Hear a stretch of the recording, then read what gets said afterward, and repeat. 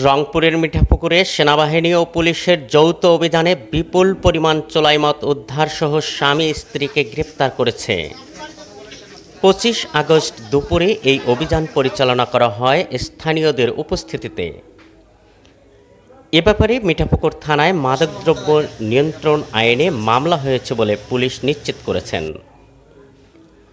বিভিন্ন তথ্যের ভিত্তিতে বাংলাদেশ সেনাবাহিনীর ৬৬ পদাতিক ডিভিশনের ব্যবস্থাপনায় এবং ad hoc ৩৪ Bengal make Pirganj army ক্যাম্পের পরিচালনায় camp commander major Sheikh Rashad রহমানের নির্দেশনায় ক্যাপ্টেন রাকিবুল ইসলামের নেতৃত্বে ১৬ জনের একটি টহল দল উপজেলার পায়রাবন্দ ইউনিয়নের ইসলামপুর বাইশাপাড়া গ্রামে এই অভিযান পরিচালনা করে।